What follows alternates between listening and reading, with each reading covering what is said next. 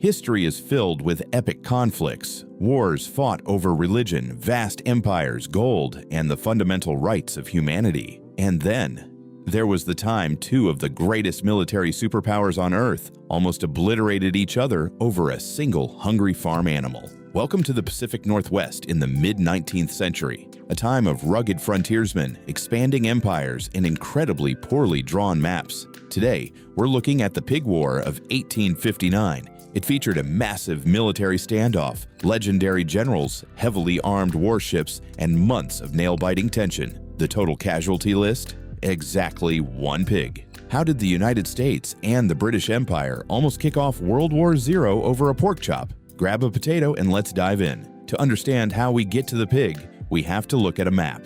In 1846, the U.S. and Britain signed the Oregon Treaty to settle the border between the U.S. and British North America, what we now call Canada. They decided to draw the line along the 49th parallel straight across the continent until it hit the ocean. Easy, right?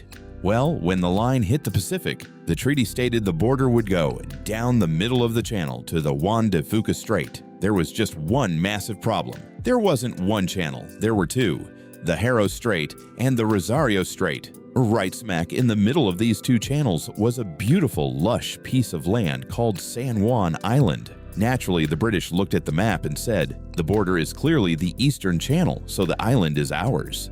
The Americans looked at the exact same map and said, nope, the border is the western channel, the island is ours. Because neither side wanted to back down, they both just moved in. The British Hudson's Bay Company set up a massive sheep ranch on the island. Meanwhile, a group of American squatters arrived, claiming the land under the U.S. Homestead Act. For a while, things were surprisingly chill.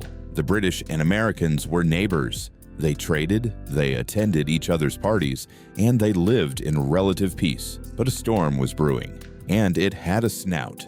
Enter our two main characters.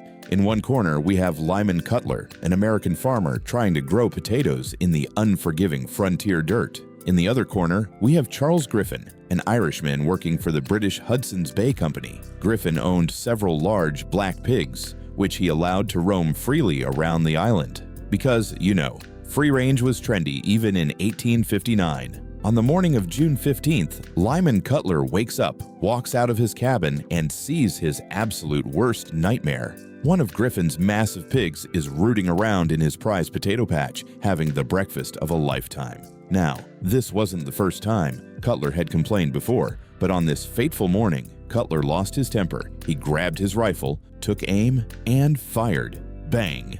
The pig was dead. To his credit, Cutler felt bad. He immediately went to Griffin to confess and offered him $10 as compensation, which was a decent chunk of change back then. Griffin was furious. He demanded $100. Cutler laughed in his face, famously declaring, "It was eating my potatoes." To which Griffin supposedly replied, "It is up to you to keep your potatoes out of my pig." The negotiations broke down. The British authorities threatened to arrest Cutler for trespassing and destruction of property. The American settlers, terrified of British law, sent a frantic message to the U.S. military, "Send help.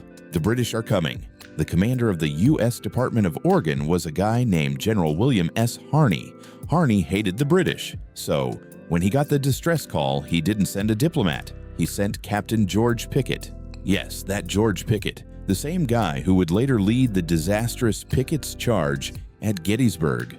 Pickett was dramatic, hot-headed, and absolutely loved a good fight. On July 27, Pickett landed on San Juan Island with 66 American soldiers. He essentially planted a flag and declared, "We'll make a Bunker Hill of it." The British governor of Vancouver Island, James Douglas, saw this American military occupation and absolutely lost his mind. He immediately dispatched 3 British Royal Navy warships under the command of Captain Geoffrey Hornby to the island. Let's look at the scoreboard by August of 1859.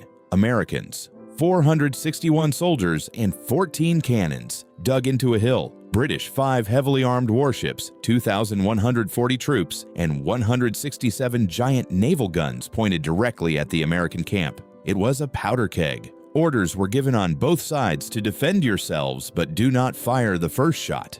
For days, the British warships sailed back and forth right off the coast, basically doing nautical donuts to taunt the Americans. The American soldiers sat in the mud, staring down the barrels of the most powerful navy on Earth. The tension was suffocating. One itchy trigger finger, one accidental discharge, and two global empires would be plunged into a bloody war, all because a pig ate a potato. Back in 1859, there was no transatlantic telegraph cable. It took 6 weeks for news of this standoff to reach London and Washington, D.C. When the leaders of both nations finally found out what was happening, their collective reaction was basically, "You are doing what over a pig?" British Rear Admiral Robert Baines, who commanded the British naval forces in the Pacific, arrived on the scene and was ordered by Governor Douglas to land troops and attack the Americans. Baines took one look at the situation and refused. He issued one of the most brilliant, sensible quotes in military history, stating he would not involve two great nations in a war over a squabble about a pig. Meanwhile, U.S. President James Buchanan was equally horrified.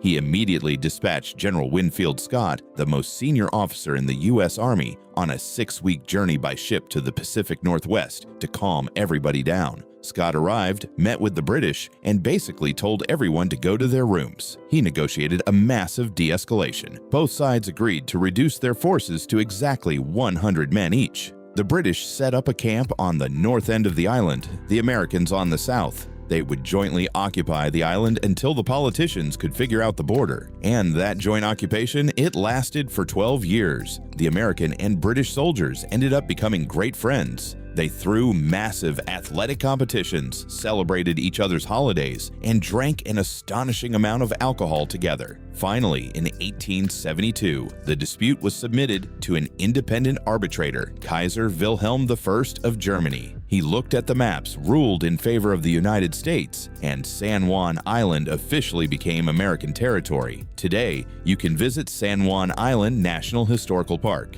It's the only U.S. national park that hoists the British flag every single day, commemorating the peaceful resolution of the dumbest standoff in history. It goes to show you, sometimes cooler heads do prevail, and sometimes you really should just build a fence around your garden. Thanks for watching. If you enjoyed this slice of weird history, hit that like button, subscribe, and let me know in the comments. What's the pettiest argument you've ever gotten into?